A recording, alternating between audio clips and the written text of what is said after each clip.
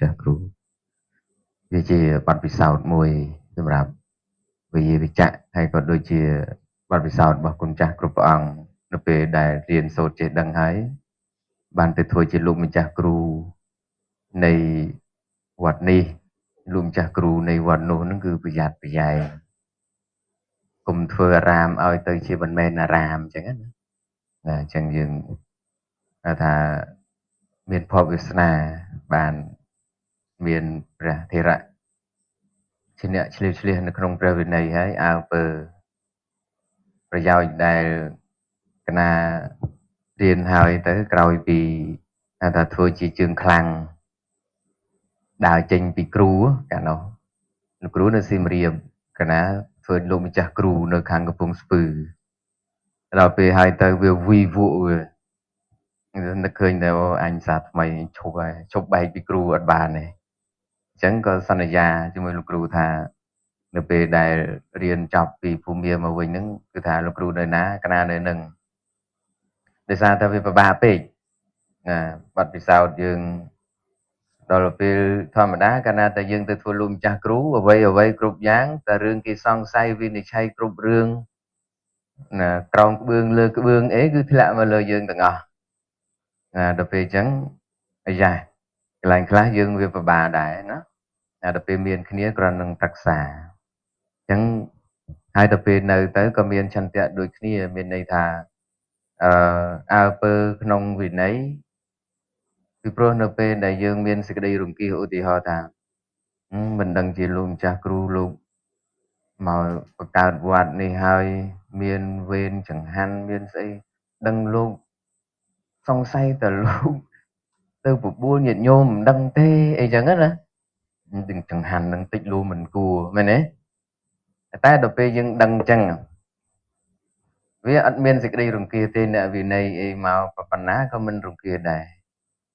គឺមានន័យថាមានអីត្រូវរង្គៀសបើកណាឲ្យលោកគ្រូអ្នកដឹកនាំនៅនឹងអ្នកចាត់ចែងការងារនឹងកណាដែលខ្វល់ខ្វាយអីណាប៉ុន្តែវិជាវិជ្ជៈជាអ្នកមានសទ្ធាជ្រះថ្លាហើយគាត់ក៏គិតគូរក្នុងចំណោមនឹងចាត់ចែងនៅរឿងនឹងកើតឡើងមកទៅដោយអាស្រ័យ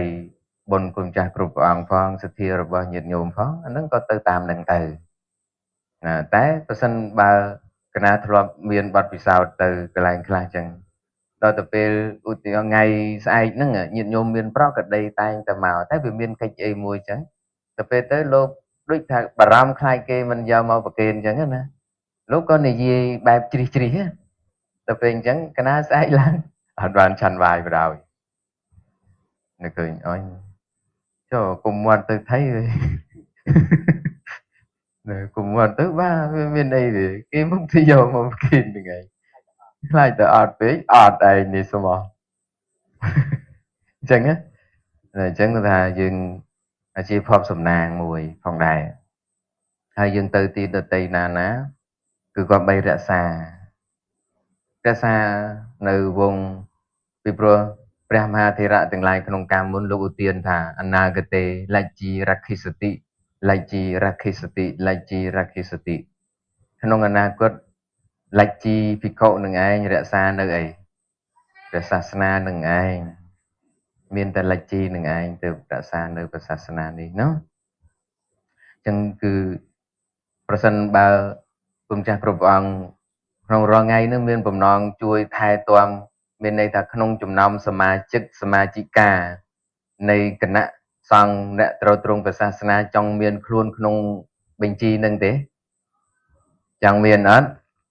ហើយដូចមិនសូវមានទេនេះស្ងាត់ដែរចង់ទៅបន្តពូជទេ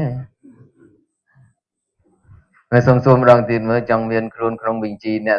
រក្សាព្រះសាសនាទេកាន់វាអញ្ចឹងណាតែប្រសិនបើចង់ក៏បីជាលច្ជីហើយប្រឹងប្រែងសិក្សារៀនសូត្របរិយត្តិធម៌ចេះច្រើនណាហើយសាលាជាថ្នាលបណ្ដោះនោះឯងគឺយើងកំពុងតែប្រព្រឹត្តទៅហើយគណៈសិក្សារៀនសូត្រនៅសាសនធរៈមួយហ្នឹងគឺឲ្យតែច្បាស់ទៅតាមហ្នឹងគឺអាចរក្សានៅព្រះសាសនាបានហើយរបៀបនៃការប្រែលោតប្រយោគ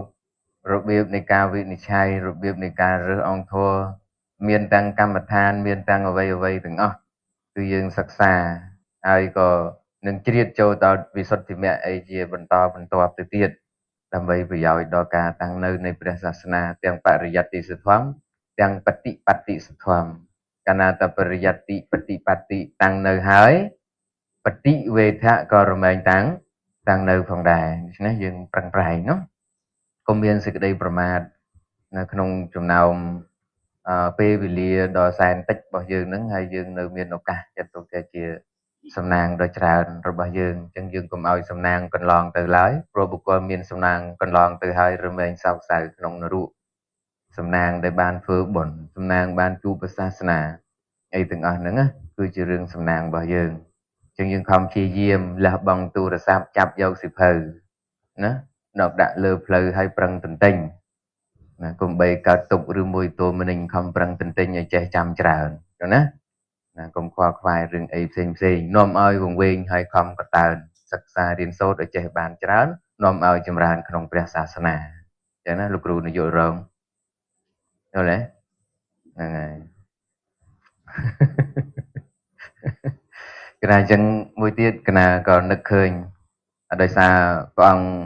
សន្តមុនីលង្ការៈជាអ្នកឈ្លះវៃនៅក្នុងបរិយ័តបានសិក្សារៀនសូត្រនៅក្នុងប្រទេសភូមានៅវត្តមហាវិហារលេគូក៏នៅការក្រោមការគ្រប់គ្រងដឹកនាំរបស់កណាផងដែរtuyបិទតែលោកមិនបានរៀនអ្វីកាលក្នុងសំណាក់កណាទេកាលនោះលោកទៅថ្មីតែកណាក៏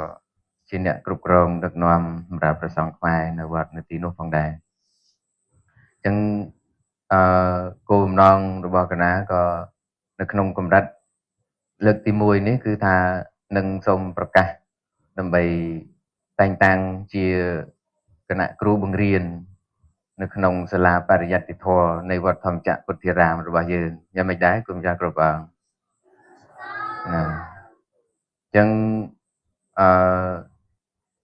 នៅក្នុងពេលដែលខាងមុខទៀតណាពេលខាងមុខទៀតនោះគឺដោយសារឥឡូវនេះយើងមាននាយករង1ហើយជាធម្មតាគឺយើងមាននាយករង2ក្នុងសាលានីមួយៗនោះនាយករងទី1នាយករងទី2ប៉ុន្តែរបៀបសម្ព័ន្ធហ្នឹងគឺកណានឹងពិចារណាថែមទៅទៀតដើម្បីឲ្យសាលាបរិយត្តិធម៌របស់យើងហ្នឹងមានកម្រិតនៃការដំណើរការនៃបរិយត្តិនេះបានមាំទាំ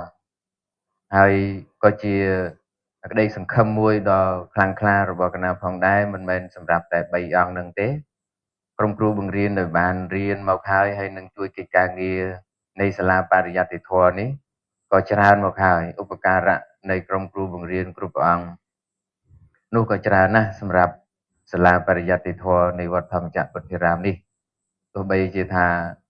គណៈជាអ្នកដឹកនាំជាប្រធានក៏ពិតមែនប៉ុន្តែប្រសិនបើអត់មានគុណចាស់ដែលជាគណៈគ្រូបង្រៀននាយករងនិងគ្រូបង្រៀនទាំងអស់ទេគឺសាលានេះគឺមិនអាចដំណើរការទៅបានល្អប្រសើរយ៉ាងនេះទេវាអាចទៅបានតែថ្នាក់ធំអីខ្លះតិចតួចតែប៉ុណ្ណោះប៉ុន្តែដែលអាចប្រព្រឹត្តទៅបានល្អយ៉ាងនេះក៏ដោយអាស្រ័យគណៈគ្រូបង្រៀនមាននាយកជាដើមនឹងឯងហើយនឹងគណៈ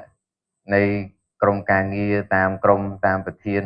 ក្រុមនីមួយទាំងអស់ក៏មានឧបការៈដូចគ្នាអញ្ចឹងថាថ្ងៃនេះនឹងសូមប្រកាសលោកគ្រូសន្តមុនីលង្ការៈជាគ្រូបង្រៀននៃសាលាបរិយត្តិធម៌នៃវត្តធម្មចក្រពុទ្ធារាមតទៅសា